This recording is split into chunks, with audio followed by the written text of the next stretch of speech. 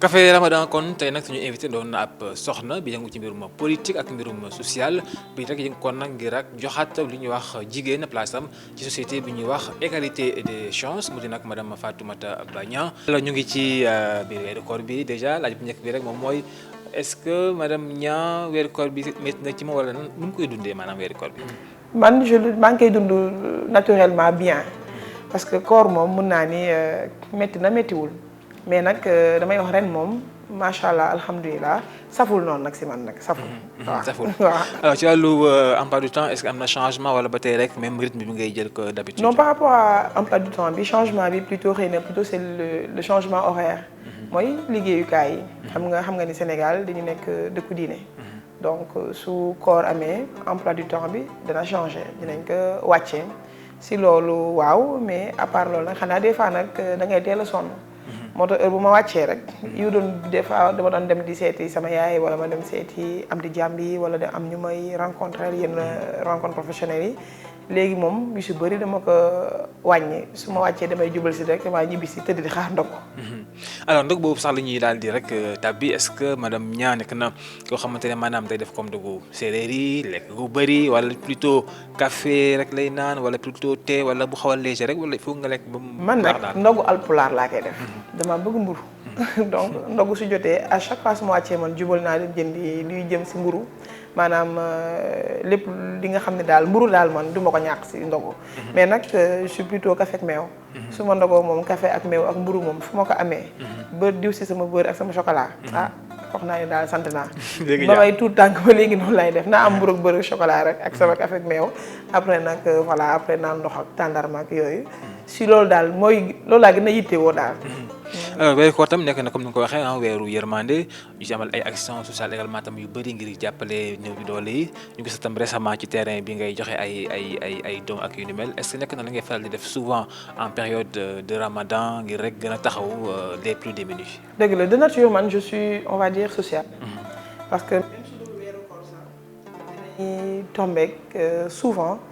chaque fois dina am ñoo xam ne ñii damay xam ne ñu si bëri peut-être dañ koy soxla. dañuy nekk dans le besoin. du nekk si yenn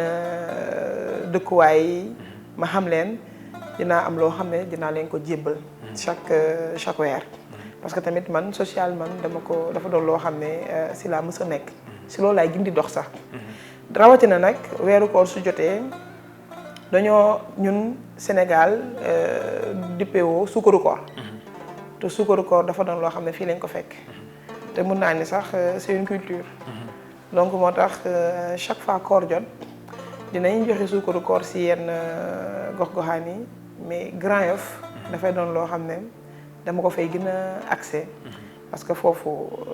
laa juddu màggee yaroo am fa ay yaay am fa ay tante am fa ay rakk am fa ay bàjjan am fa ay papa donc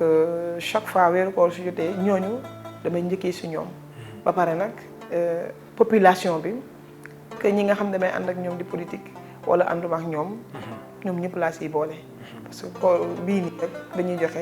jox nañu ba jox ñoo xam ne sax ñu ngi si yeneen camp bi parce que dama jàpp ni lépp looy def te yàlla tax du amul xàjj ak seen donc da ngay jox pour askan bi moo tax œuvre sociale yooyu dañ koy def maanaam suukaru koor liñ ko tuddee nag jëmale ko si askanu Grand Yoff chaque weeru koor su jotee. alors nga nekk une femme politique sa gox nekk Grand Yoff est-ce que mën nañ xam tey lan mooy maanaam contrat bi la lii ak waa Grand Yoff est-ce que nekk na tamit tey jii nii benn li ñuy wax rek retour d'ascenseur gox ba lu mu la jox tey jii nga taxaw pour di ko njukkalaatee encore. xam nga tey loolu dama si sawar a tontu parce que Grand Yoff mën naa ne c'est une commune qui m'a vu naître fa laa juddoo jàngee fa màggee fa li ma tàqalee ak Grand Yoff rek mooy ma am bac dem jàngi bitim réew pare ñibbisiwaat sëy mu ma tàqalee Grand Yoff tey suñu fa nekkee meññee fa dafa am seetlu bi fa am mooy contrat bi ngay wax gis nañu population Grand Yoff dañu war a taxaw bi mooy sur le plan mën naa ni assainissement métti na parce que tamit nag ba Grand Yoff di Grand Yoff assainissement mooy sunu premier problème naam président Macky Sall teg na Promoville avec Promoville dugg nañu Grand Yoff ñu ngi jéem a xool naka la ñuy assainir mais tamit des na di tamit lancer appel au président Macky Sall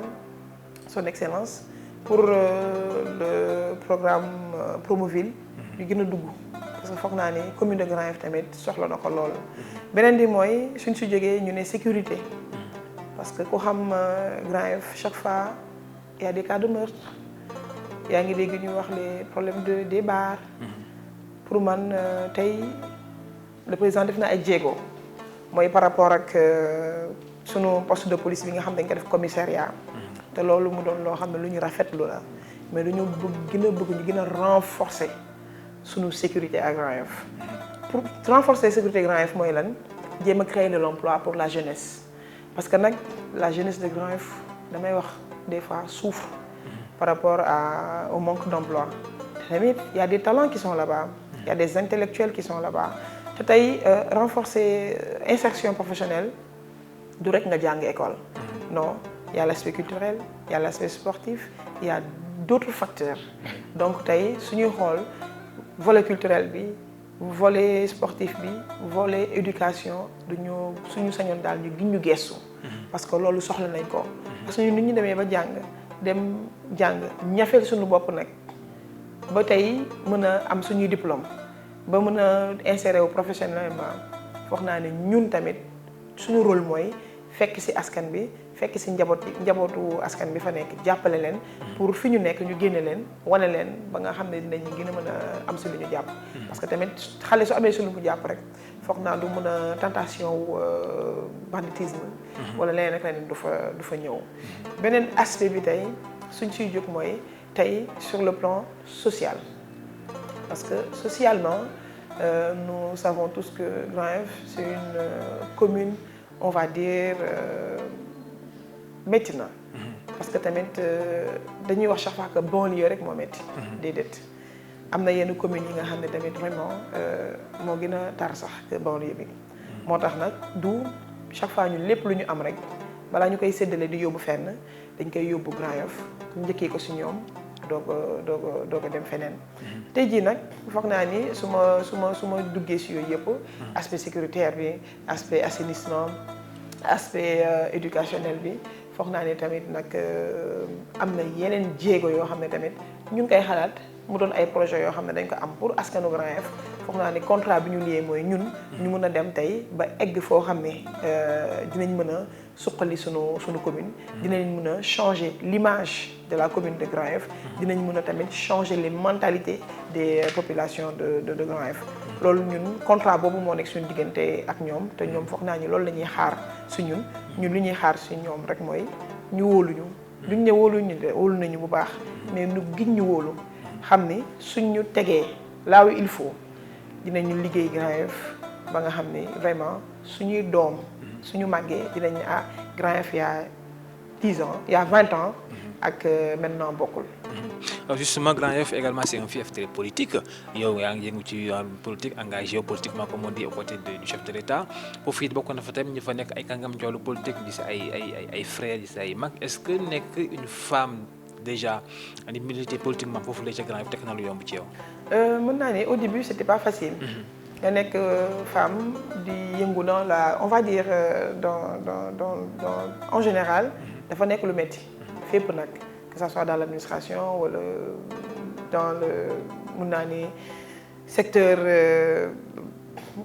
de l'entrepreneuriat féminin lu mu munti doon rek dafa metti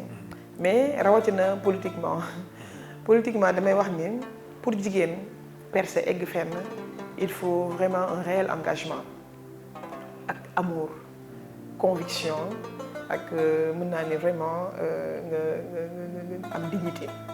tey dëgg la au début xawoon na metti trop parce que sooy ñëw les gens xam nga damay wax l'être humain a peur de l'inconnu. Tout à fait. soo ñëwee dañuy foog ni que peut-être xëy na da nga ñëw pour autre chose mais ba ma ñëwee dëgg la au début xëy na ku si nekk dañuy nekk phase d'observation ku si nekk na sa coin du liggéey parce que dama ñëwoon rek man sëgëm le président Macky Sall moom moo ñu ñor la politique du président Macky Sall bi muy mënee dans le Sénégal que ce soit économique social lu mu munti doon ñun loolu moo ñu intéressé donc dama ñëwoon comme foofu laay xoolee rek damay def mon maximum pour jàppale le président si li muy yëngu jàppale ko en l'accompagnant dans sa gestion administrative de l'État, mais plutôt aussi en le renforçant dans ses rangs mooy APR ñun en tant qu'allié ñu renforcer ko foofu mu nekk. xam nga nit ki soo koy dimbali foog naa ni lu mu la buntu xataal li bénéfice si moom lay ñëw donc foog naa ne du metti rawatina au début ça va comme li ma waxoon rek noonu la demee mais bañ demee ba si biir tey ñun de par notre engagement dem nañu ba imposer suñu bopp. parce que tamit Samba Ardo damay wax ni man ba may am 20 ans laay nekk di politique à l'âge de 29 ans laa créé parti politique ba ma koy créé xëy na am na ñu gëmoon ak ñu gëmul parce que dañu foogoon nii rek ay affaire de dama si dugg nii rek par fougue mais conviction bi ma animé woon ba nga xam ne à l'époque ma jóg ñibbi si jógee France directement ñibbi si Sénégal ne damay créer parti politique conviction boobu moo tax ma imposer sama bopp biir Grand Yoff ba ñu nangul ma ko. alors tey ñu ngi wax parité man je vais aller beaucoup plus ñu ngi wax égalité des chances yow nekk nga soxna boo xamante yaa ngi yëngu ci beauté bi macha allah tey ñëpp ràññee nañ la ci alors tey en retour lan nga mën a wax tey maanaam jigéen ñi ñu gën a gëm seen bopp ba tax tey fu ñu wàññi tey benn góor teg benn jigéen ci wet ba. dëgg la damay wax jigéen léegi sax damay ne alhamdulilah parce que jigéen ñi tey gëm nañ seen bopp trop. parce que avant mën naa joxe exemple y avait des métiers yi nga xam ne les femmes amuñu woon sañ-sañu dugg si mais tey soo gisee tey métier lu mu métti foo gis góor rek gis nga fa jigéen. damay joxe exemple journalisme foog naa ne tey jigéen ñi sax mën naa ne ñoo si gën a ëpp sax soo demee tamit côté transport bi léegi dañuy dem ba si jigéen lu may ñaax jigéen ñi mooy lépp lu ñuy def rek nañ si dem ak conviction parce que dans la vie sur la conviction animée li ngay def nit ñi dañ ko gëm ba fekk si la si parce que lépp loo def ak engagement ak détermination surtout nag nga en ayant benn dignité boo xam ne tamit si nañ lay nawee parce que doomu aadama amul lu dul ngorom te ngor la nit di jàppee wala nit di bàyyee donc lu may ñaax rek mooy jigéen ñi ne nous sommes dans une ère bi nga xam ne jigéen am na place am dans cette société te tamit auparavant on va dire notre culture sénégalaise avait fait que jigéen warul woon dugg si yenn yi mais maintenant dem nañu ba nga xam ne loolu dañ ko démystifier ba nous femmes ñoo dem ba nga xam ne imposer nañu certaines choses à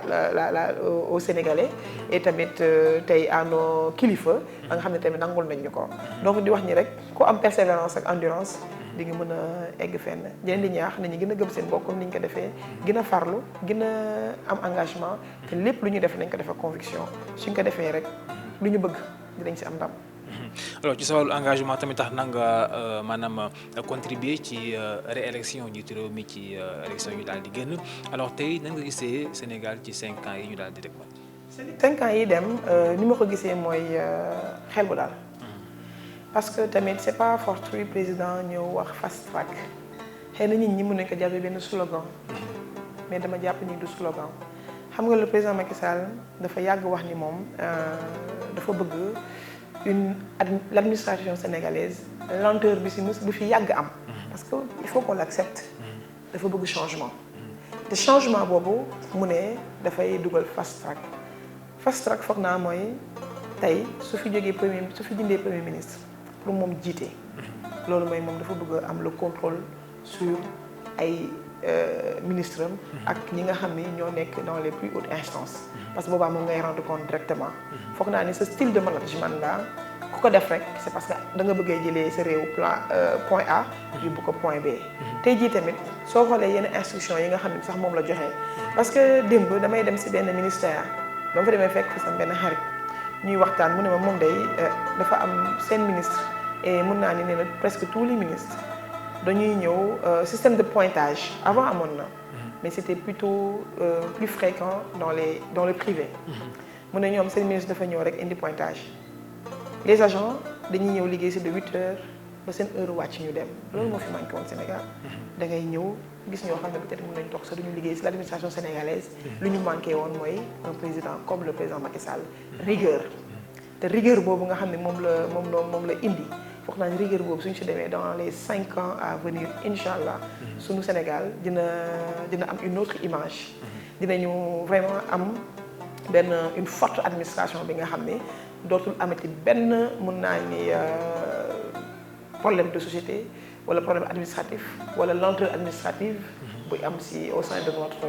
notre pays. Donc lu may wax rek mooy dans les 5 prochaines années xel bu dal laa si am. parce que ak suñu président Macky Sall ak ñi nga xam ne ñooy ànd ak moom mënuñu lu dul rek am si lu bénéfique. ci sunu réew. alors tey ñu wax mbirum dialogue politique yéen ci parti politique yi sax ci opposition bi am ñoo xamante ne ñoom demuñu ñenn sax di ngaañ li ñuy wax maanaam absence su fauteuil vide comme on dit tey yow Fatimata Niang Ba noo gisee tey woote dialogue national dialogue politique ci réewum Sénégal. mais xam nga dialogue tey bañ koy dal di wooteel. du day man jàpp naa ne depuis 2012 ba léegi ñu ngi woote dialogue. te tamit vraiment ki nga xam ne daf la bëgg a associé boole la ci gestion am boole la ci liggéeyam da nga war a ñëw déglu ko xam nga dañuy wax naan nit bu la woo su la joxul wax la tey fekkee l'intérêt général moo primé ci lépp te ñi nga xam ne ñooñu tënk politique u Sénégal fekkee ñoom intérêt Sénégal moo leen amal njëriñ yaakaar naa ne dañuy ñëw wuyu ci le président Macky Sall parce que dialogue c'est quoi c'est un cadre d'échange su defee proposition yow nga wax ko sa xalaat li nga xam ni moom nga yenn ni moo am maanaam mais fekkee tamit da nga ñëw ñu ne la kaa ñu dialogué nga ni bëggoo sa cadre d'échange bëggoo waxtaan bi bëggoo sottante xalaat bi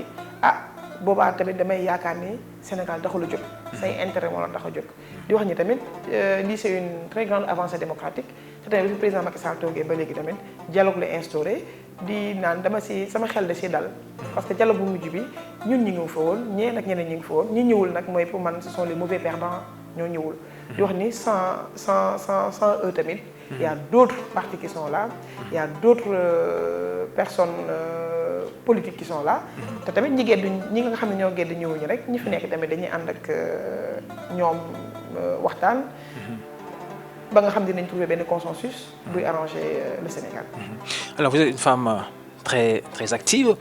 am nga aussi tamit ginnaaw gis nañ ko ci wàllu élection yi vraiment taxaw bi nga ci taxaw ci ngir ñu falaat ki nga xamante moom mooy njiitu réewum Sénégal est-ce que tey mun nañ xam tey maanaam ambition Fatimata Niang Ba ci diwaanu Grand Yoff ci at yi ñu daal di dëgmal est-ce que tey ma xaw laa tooñ tuuti est-ce que Fatimata Niang Ba mun nañ yaakaar ni ci at yi di ñëw war na mën a xëccul mairie bu Grand Yoff par exemple. waaw loolu dafa nekk xam nga li ma wax sànq rek Samba mooy nit su demee ba créer dara qui crée un parti c'est pour la conquête de quelque chose kenn créewul parti rek ne dafay toog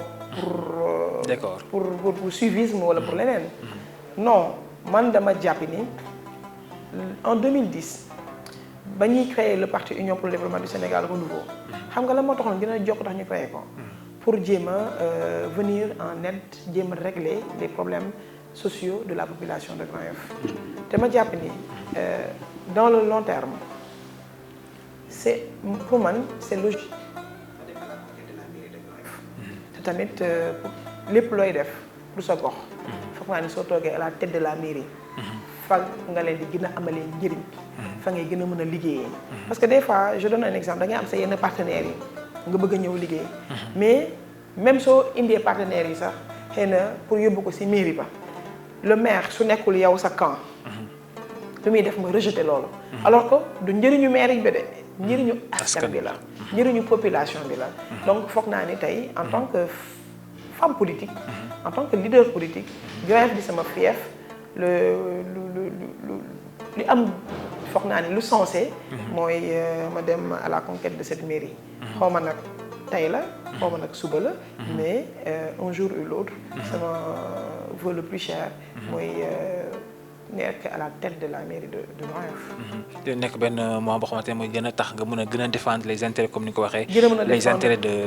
dëgg la parce que loolu si noonu rek nga mën a gën a mën a défendre les intérêts de la population de Grand Yoff. si ngay mën a jëlee leurs préoccupations ah. si ngay mën a jëlee tamit parce que je donne un exemple comme li ma wax rek tey jii soo nekkee maire dëgg la tu as un budget certes mais aussi c'est à toi de créer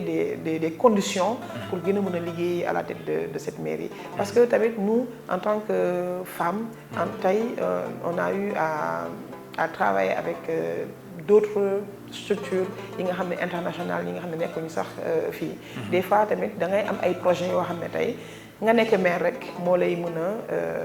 jox l'attitude nga mën a ñooñu tey indi leen ñu investir sa commune. donc ce sont des partenaires yi nga xam ne ñu ngi ak ñoom. mais le seul blocus bi ñuy am mooy